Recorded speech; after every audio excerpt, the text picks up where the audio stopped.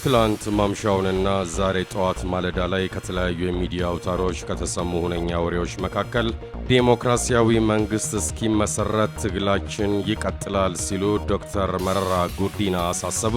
የአሜሪካ መንግስት ትናንት ማምሻውን ባወጣው መግለጫ ኢትዮጵያ የደነገገችው የአስቸኳይ ጊዜ አዋጅ ሊያስከትል የሚችለው ተጽዕኖ እንደሚያሳስበው ገለጸ።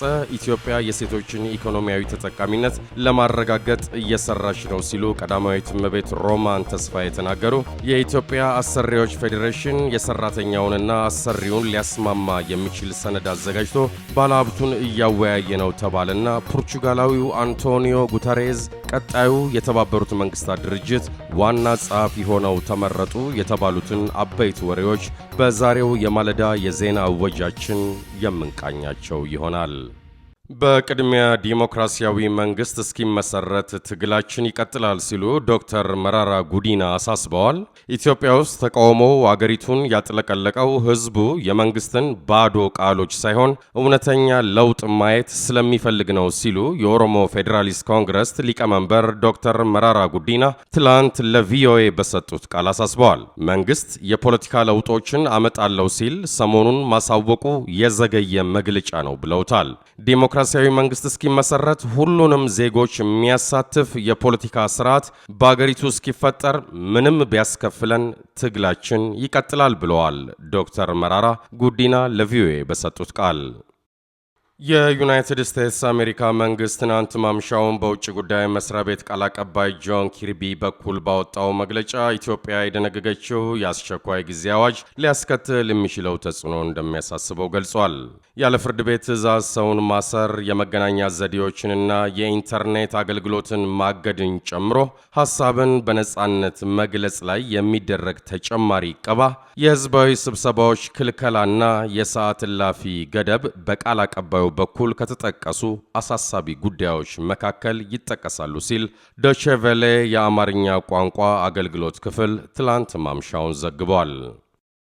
በኢትዮጵያ ሴቶችን በኢኮኖሚ ተጠቃሚ ለማድረግና የጾታ እኩልነትን ለማረጋገጥ በትኩረት እየተሰራ መሆኑን ቀዳማዊት እመቤት ሮማን ተስፋዬ ተናግረዋል።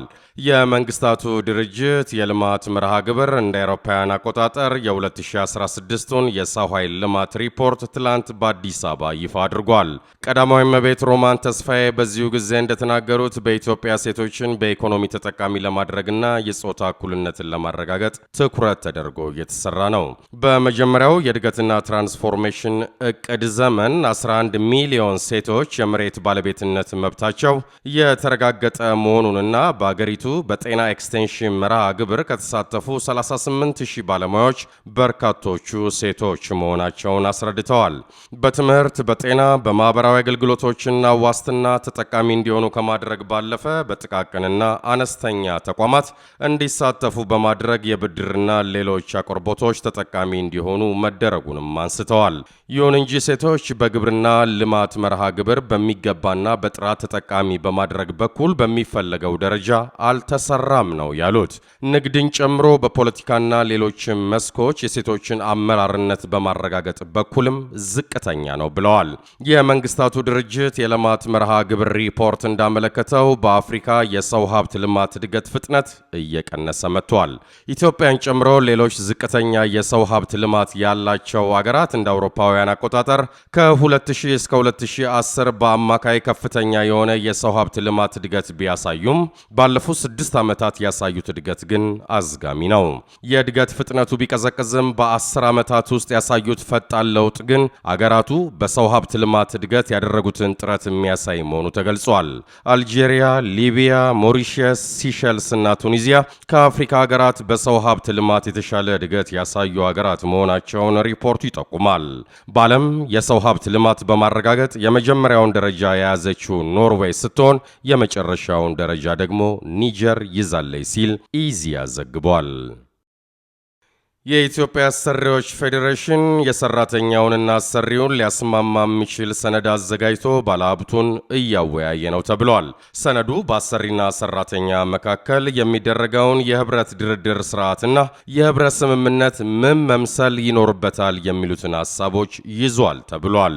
በውይይቱ መግቢያ ላይ ኢንጂነር ፍቃዱ ኃይሌ የፌዴሬሽኑ የቦርድ ሰብሳቢ ሲናገሩ እንደሰማነው በውጤታማ የህብረት ድርድር ስርዓትና አፈጻጸሙ ምቹ የሆነ የህብረት ስምምነት እንዲኖር ካስፈለገ የሰራተኛ የመደራጀት መብቱ ሊረጋገጥለት ይገባል ብለዋል።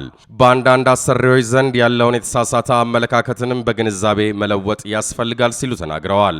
ይህ ትላንት እየተነጋገሩበት ያለው ሰነድም በአሰሪና ሰራተኛው መካከል ክፍተት ሊፈጥሩ ይችላሉ ያሏቸውን ጉዳዮች የተመለከተና በህብረት ስምምነቱ ሊታሰቡ የሚገባቸውን ያየ ነው ተብሏል።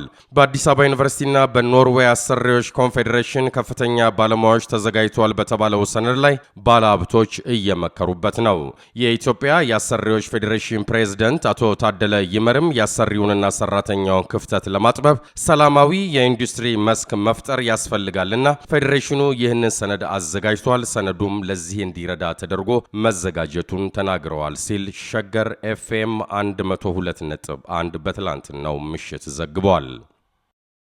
በመጨረሻም የተባበሩት መንግስታት ድርጅት ጠቅላላ ጉባኤ የቀድሞ የፖርቹጋል ጠቅላይ ሚኒስትር አንቶኒዮ ጉተሬዝን ቀጣዩ የድርጅቱ ዋና ጸሐፊ አድርጎ መርጧል። በዚህም መሰረት አንቶኒዮ ጉተሬዝ በሚቀጥለው ታህሳስ ወር ላይ የስልጣን ዘመናቸው የሚያበቃውን ደቡብ ኮሪያዊ ባንኪሙንን ይተካሉ። የ67 ዓመቱ ጉተሬዝ ከአውሮፓውያኑ 1995 እስከ 2001 ድረስ የፖርቹጋል ጠቅላይ ሚኒስትር በመሆን እንዲሁም ከ2005 እስከ 2015 ድረስ የተባበሩት መንግስታት ድርጅት የስደተኞች ከፍተኛ ጉዳዮች ኮሚሽነር በመሆን አገልግለዋል። ጉተሬዝ እስከ 2017 ድረስ ድርጅቱን በዋና ጸሐፊነት ይመራሉ።